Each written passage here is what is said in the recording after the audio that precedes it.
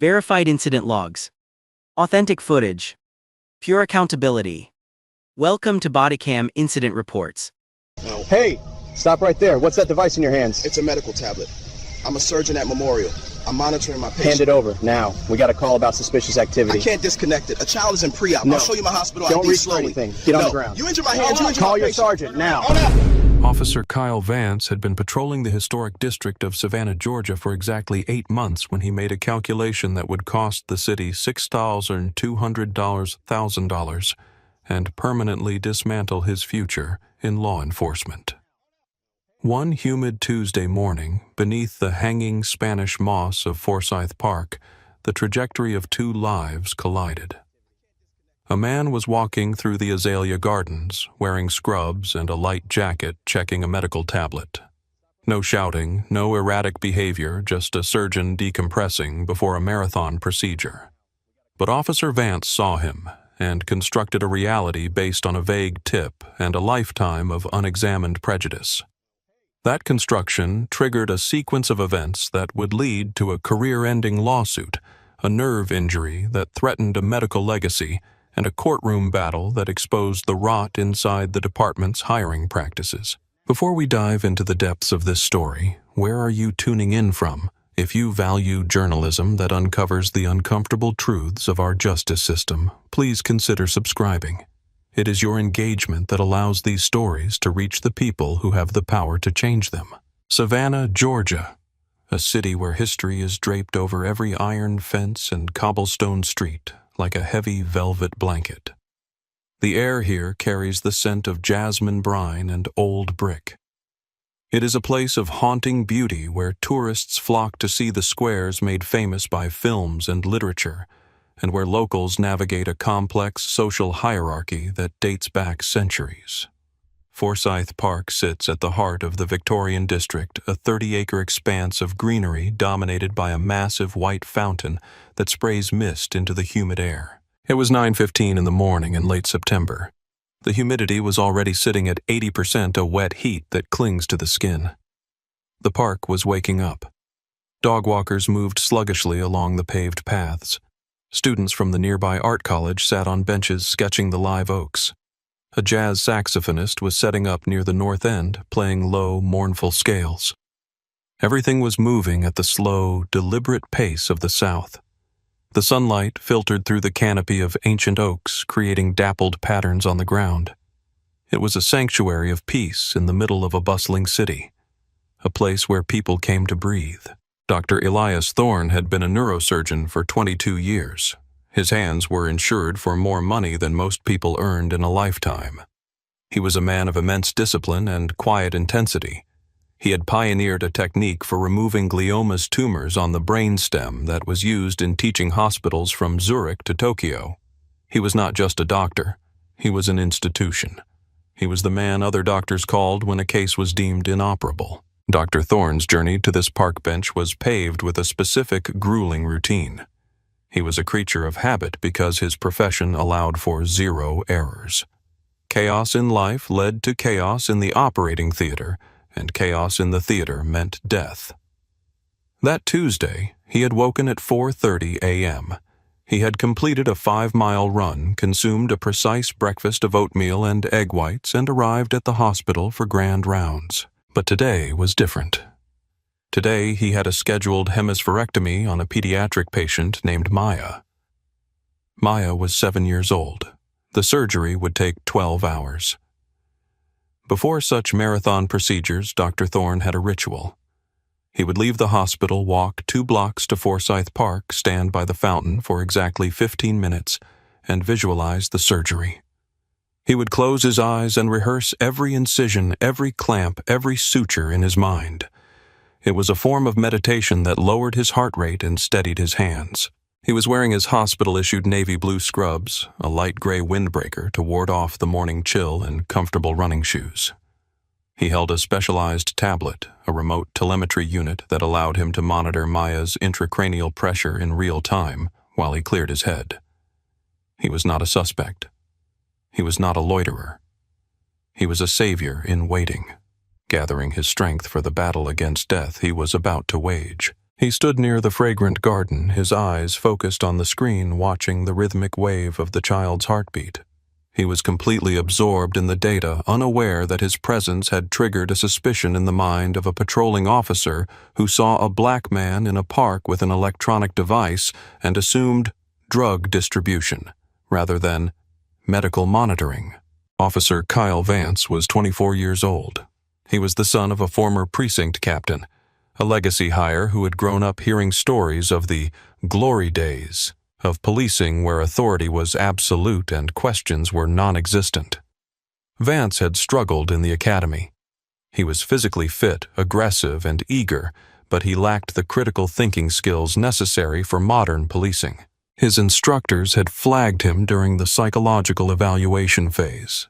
The report, which would later be subpoenaed in federal court, described Vance as rigid in thinking, prone to binary categorization of civilians as either sheep or wolves, and struggling with de-escalation scenarios. In a simulation during week 12, Vance had shot a civilian who was reaching for a wallet. When debriefed, Vance argued that he couldn't take the chance. Normally, this would be grounds for dismissal, but the department was facing a crisis. A wave of retirements and a hiring freeze had left the force depleted. They were down 40 officers in the downtown district alone. The standards were lowered. The red flags were painted over. Vance was pushed through. His field training officer, a veteran named Sergeant Miller, had tried to rein him in. Miller wrote in his daily observation reports, "Officer Vance has a hard time listening. He enters interactions with his mind already made up. He dominates the space physically rather than communicating. He sees disrespect where there is only confusion." Miller had recommended Vance be held back for remedial training. The recommendation was overruled by administration. They needed boots on the ground. On that Tuesday, Vance was on solo patrol in a cruiser that smelled of stale coffee and sanitizer. He was bored. He had spent the morning writing parking tickets and was itching for real police work. At 9:10 a.m., a call came over the radio. A resident in one of the Victorian mansions bordering the park had reported a suspicious individual pacing near the gardens.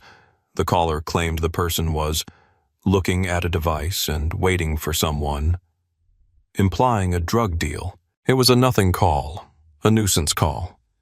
Experienced officers knew the residents of the historic district called the police on tourists, students, and anyone they didn't recognize. But Vance saw it as an opportunity to make a felony arrest. He didn't park on the street. He drove his cruiser up onto the pedestrian path, tires crunching on the gravel, asserting his presence. He exited the vehicle, adjusting his belt hand resting near his holster. He saw Dr. Thorne standing by the azaleas, focused on his tablet.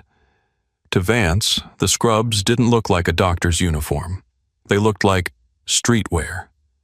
The windbreaker concealed the hospital logo. The intense focus on the tablet looked like a dealer checking inventory or messages. Vance approached without announcing himself. He flanked Dr. Thorne, moving into his personal space before speaking. "Hey, you, what are you doing here?" Dr. Thorne didn't jump. He finished reading the telemetry data, verified that Maya's pressure was stable, and then turned slowly. He saw a young officer, jaw-tight eyes hidden behind sunglasses despite the shade. "Good morning, officer. I'm taking a moment before work." "You don't live around here. We got a call about loitering and potential narcotics activity. What's in your hand?" "This is a tablet, and I work right there." Thorne gestured toward the massive hospital complex visible through the trees. "I am a surgeon." "A surgeon?" Vance repeated, his voice dripping with skepticism. "Right, and I'm the mayor. Let me see the device. Hand it over." "I cannot do that." Thorne said, his voice calm, the deep baritone of a man used to commanding operating rooms. "This is linked to a patient's life support. If I disconnect or drop it, I lose the data feed. I am happy to show you my hospital ID, which is in my back pocket." "I told you to hand over the device." Vance stepped closer, his hand unsnapping the retention strap of his holster. "Stop reaching for your pocket. Drop the tablet." This was the moment the timeline fractured. A seasoned officer would have looked at the man clean-shaven, articulate, wearing scrubs, clearly calm, and realized the mistake. But Vance was operating on a script written by bias. He saw defiance. He saw a suspect refusing a lawful order. He saw a threat to his authority. "Officer," Thorne said, "I have a 7-year-old girl named Maya on table 4. She is prepped for anesthesia. I have to be there in 10 minutes. I am not a criminal. I am a doctor. Please use your eyes. Last warning, get on the ground." "I will not get on the ground. I have to scrub in. My hands must remain sterile and uninjured. I am leaving now." Thorne turned to walk away. It was not flight, it was a dismissal. He had a higher duty than entertaining a rookie cop's ego. Vance lunged. He didn't use his taser. He used his body weight. He tackled Dr. Elias Thorne from behind. The impact was sickening. Thorne, caught off guard, pitched forward. His instinct was to protect the tablet, but as he fell, he twisted to protect his hands. He hit the gravel hard. The tablet skittered across the pavement, the screen cracking. "Stop resisting," Vance screamed, pressing his knee into the small of Thorne's back. "My hands," Thorne shouted, panic finally entering his voice. "Do not hurt my hands." Vance grabbed Thorne's right wrist, the wrist that had performed over 3,000 delicate microsurgeries, and wrenched it behind his back with excessive torque. He slapped a handcuff on, then he grabbed the left. Thorne was not fighting back. He was rigid with terror, not for himself, but for his career and his patient. "You are making a mistake." Thorne gasped, his face pressed into the dirt. "Check my pocket. My badge, please. You're under arrest for obstruction, resisting, and disorderly conduct." Vance panted, adrenaline flooding his system. He tightened the cuffs. He tightened them too much. The metal bit into the ulnar nerve of Thorne's right wrist. A crowd had gathered. Art students dropped their sketch pads. A jogger stopped. And then a nurse from the hospital walking to her shift saw the face pressed against the ground. "Dr. Thorne," she screamed. "Oh my God, that's Dr. Thorne." She ran toward them. "Officer, stop. That is the chief of surgery. What are you doing?" Vance looked up, sweat stinging his eyes. "Back up police business. He's due in surgery right now," the nurse yelled, pulling out her phone. "I'm calling the chief of medicine. You are insane." Vance hesitated. The certainty was cracking. The man beneath him wasn't struggling like a criminal. He was pleading like a victim. "My hands," Thorne whispered, squeezing his eyes shut against the pain radiating up his arm. "Please loosen the cuffs, the nerve." Vance didn't loosen them. He hauled Thorne to his feet. "Walk." They didn't make it to the cruiser. 3 squad cars pulled up, lights flashing silently. But they weren't called by Vance. They were called by the dispatch center, which had been flooded with calls from the hospital administration. The nurse had triggered a relentless chain of command. A sergeant, a burly man named Henderson with 20 years on the force, slammed his car door and sprinted over. He saw Vance pushing a handcuffed man in scrubs against the hood of the cruiser. He saw the gathered crowd recording on phones. He saw the expensive medical tablet shattered on the ground. "Vance, what do you have?" Henderson barked. Suspect refused to identify, resisted arrest, potential narcotics distribution. Vance recited, but his voice was shaking. Henderson looked at the suspect. He recognized him. Dr. Thorne had operated on Henderson's own brother 2 years ago after a car accident. "Uncuff him," Henderson said quietly. "Sarge, he resisted." "I said uncuff him right now, you idiot." Henderson roared, his voice echoing off the oak trees. "That is the head of neurosurgery at Memorial. Get those cuffs off him." Vance froze. The color drained from his face. He fumbled for his keys. His hands were trembling. He unlocked the cuffs. Thorne pulled his hands free and immediately cradled his right wrist. He didn't look at Vance. He looked at Henderson. "Sergeant," Thorne said, his voice trembling with suppressed rage and pain. "I have lost feeling in my ring finger and pinky." He compressed the ulnar nerve. "Dr. Thorne, I am so sorry," Henderson said, stepping between Vance and the doctor. "We can get an ambulance." "I don't have time for an ambulance. I have a patient on the table. Is there a cruiser that can drive me to the emergency bay immediately? I need to be examined, and then I need to operate if I still can." "I'll take you," Henderson said. He turned to Vance. "Stay here. Don't move. Don't speak to anyone. Give me your body camera. You're done for the day." Dr. Thorne was driven the 2 blocks to the emergency room in the back of a police cruiser. Not as a prisoner, but as a victim of the system he supported with his tax dollars. He arrived at the ER bay. His colleagues were waiting. The trauma of the arrest was shoved into a box in his mind. The only thing that mattered was the hand. An orthopedic hand specialist, Dr. Evans, examined him immediately. "Contusion. Severe compression of the ulnar nerve. Swelling is starting." Evans said, his face grim. "Elias, you can't operate. You have no fine motor control in the 4th and 5th digits. If you try to hold a scalpel, you'll tremble." Thorne closed his eyes. The silence in the room was deafening. "Maya," he whispered. "We have to call Dr. Liu from Charleston," Evans said. "She can fly down, but it will delay the start by 3 hours." 3 hours. A delay that increased the risk of hemorrhage. A delay caused because a police officer couldn't distinguish a surgeon from a threat. The surgery happened. Dr. Liu arrived by helicopter. Dr. Thorne sat in the observation gallery, his arm in a brace, watching another pair of hands save the life he had promised to save. Maya survived, but the complications were higher due to the delay.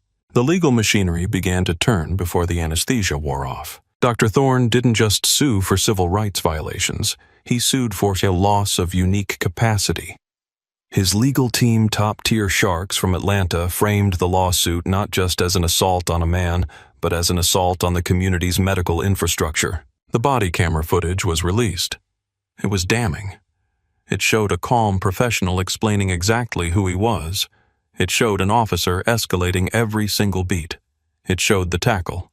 It showed the moment the cuffs were applied too tightly despite the pleas. The Savannah Police Department tried to settle quickly. They knew a jury trial in a city that revered Dr. Thorne would result in a verdict that could bankrupt the county. The investigation revealed the depth of the failure. Vance's training records were exposed.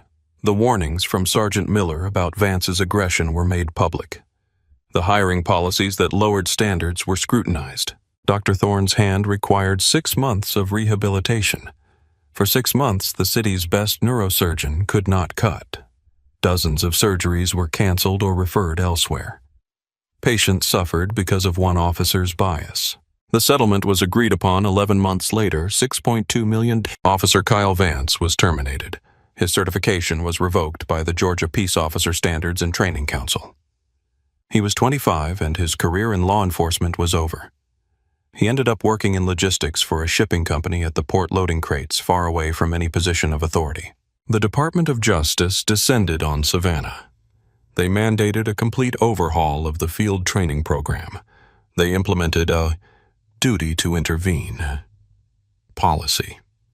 They required that all officers undergo 40 hours of annual training specifically on interacting with medical and mental health crises. But laws and money do not fix nerves. Dr. Thorne eventually returned to the operating room. But he was different. The absolute godlike confidence was chipped. He never walked in the park before surgery again. He stayed inside the hospital walls in the sterile corridors where he knew he was safe. A year after the incident, Dr. Thorne stood at a podium at a medical ethics conference in Chicago. He held up his right hand. A faint scar was still visible on the wrist. "We speak often of the fragility of life in our profession," Thorne told the audience of silence. "We know that 1 millimeter of error can end a consciousness, but we rarely speak of the fragility of dignity. I spent 30 years building a reputation, building a skill set, building a shield of respectability. I thought that because I was a chief of surgery, because I saved lives, because I followed the rules, I was exempt from the realities that so many others face." He paused, looking out at the sea of white coats. "I was wrong. In that moment on that gravel, I was not a doctor. I was not a savior. I was a body to be controlled. I was a subject to be subdued. The uniform I wore my scrubs meant nothing against the uniform he wore. And if this can happen to me with my credentials, with the entire hospital staff running to my aid, what happens to the man who works in the kitchen? What happens to the orderly? What happens to the patient's father who steps outside for a breath of air?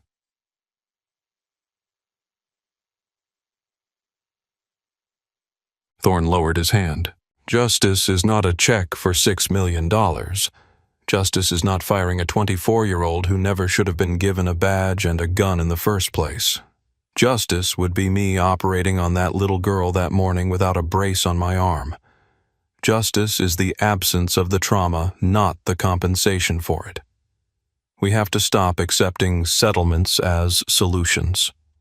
We have to look at the soil that grows these officers, because next time the surgeon might not make it back to the table, and the patient might not wake up. The room remained silent long after he left the stage. The lesson here is bitter but necessary. Authority without wisdom is a form of violence. We often talk about bad apples, but we ignore the orchard. When institutions prioritize filling quotas over vetting character, they are planting the seeds of disaster. Officer Vance was a loaded weapon pointed at the community, and the department pulled the trigger by putting him on the street. Dr. Thorne's story is a reminder that competence, status, and innocence are no shield against systemic bias. It reminds us that when we allow standards to slip in the name of expediency, the cost is paid in human suffering. What are your thoughts on this case? Do you believe that police departments should be held liable for the medical outcomes of patients when they wrongfully detain medical personnel? Should there be a specific federal law protecting on-duty medical and emergency staff from detention without a warrant? Let us know in the comments below. Your voice matters in this conversation. The incident review concludes here. To support continued transparency, kindly like and subscribe. We appreciate you watching Bodycam Incident Reports.